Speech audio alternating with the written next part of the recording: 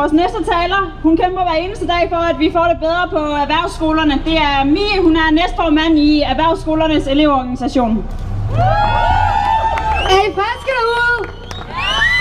Er I klar til at sætte på rådspladsen? Så lækkert! Kære venner, klassekammerater, kollegaer.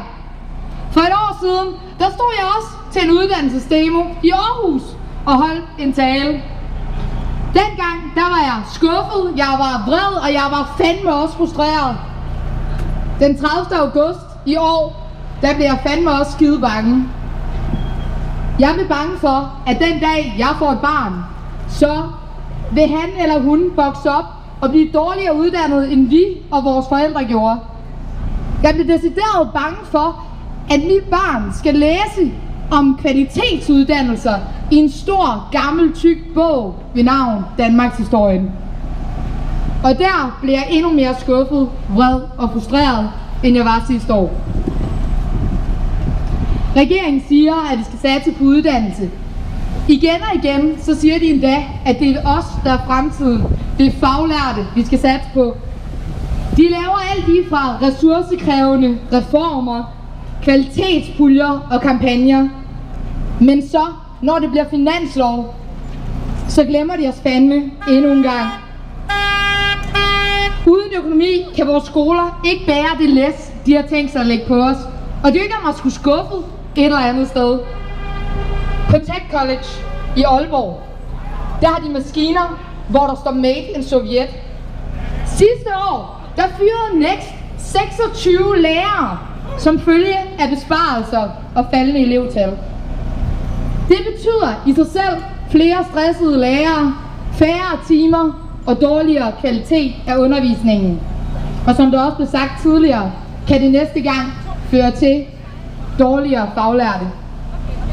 Jeg ved ikke med jer, men jeg kan fandme ikke se, hvor de penge Lars Løkke mener, vi har liggende, de skulle komme fra. Vi har allerede sparet så meget, at det går ud over kvaliteten. Og det gør mig rigtig, rigtig vred. Sidste år, der var det 8,7 milliarder. I hele landet sagde mere end 40.000 mennesker fra over for nedskæringerne. Alligevel, så har de i år hævet det til over 10 milliarder, som vi skal spare frem mod 2020. De tromler befolkningen ned. En efter en, så fjerner de murstenene, der bygger vores Danmark op. Fra SU til pension, intet i vores velfærdsstat er længere helligt. Hvis ikke de lytter til deres befolkning, hvad fanden skal vi så gøre? Det gør mig frustreret. Vores uddannelser er med til at sikre, at vi som erhvervsskoleelever kan bidrage til vores virksomheder og i sidste ende til vores samfund. Og når man skærer på erhvervsskolerne, så skærer man på den kvalitet af uddannelse, industriteknikeren, snedgeren og tømreren får.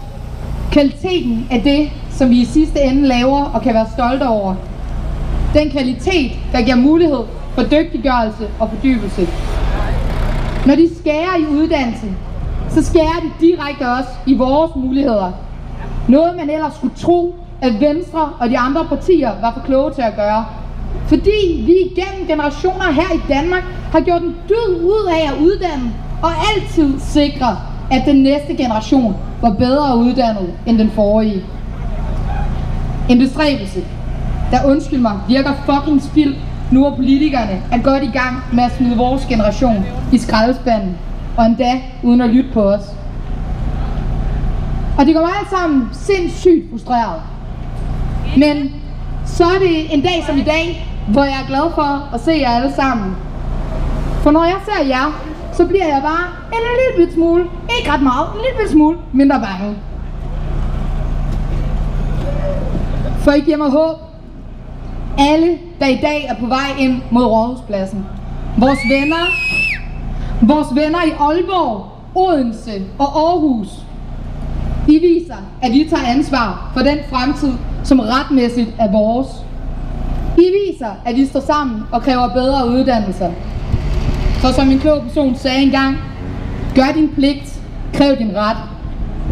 I dag, der gør vi vores pligt og kræver retten til lige og gratis adgang til uddannelse. Retten til, at vores børn får de bedste forudsætninger for at bygge Danmark op. For det er jo det, vi gør. Vi bygger fremtidens Danmark, mursten efter mursten. Så lad os se og komme ind på Rådhuspladsen og vise det. Tak skal I have.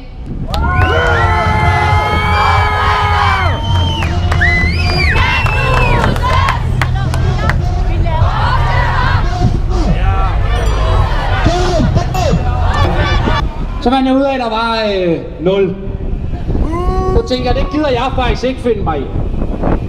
Så tog jeg ind i min fagforening, tog fat i en masse andre unge lærlinge og sagde, hvad fanden gør vi ved det her? Det vil vi ikke finde os i. Så vi startede en kampagne for at få nogle lærepladser på vores metro. Og vi kæmpede for det igennem lang tid. Men vi vandt til sidst, fordi vi blev ved med at kæmpe. Så nu har vi fået nogle lærepladser derinde. Og jeg vil sige til jer, når papirnusserne inde på Christiansborg, de kan sige, vi mangler 50.000 faglærte om nogle få år. Lad os importere en masse billige østarbejdere. Og så de med den anden hånd siger, lad os skære ned på uddannelserne og på de tekniske skoler. Så må man tænke sig om, vil jeg finde mig i det? Gud vil jeg, og det skal I heller ikke.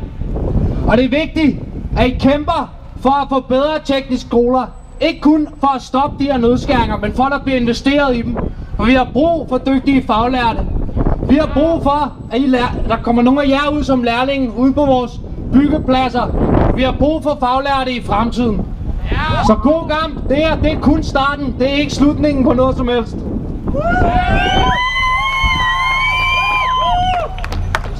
Så stod der, at de penge, som kommunerne har til børnehaver og plejehjem, det skulle også fordeles med.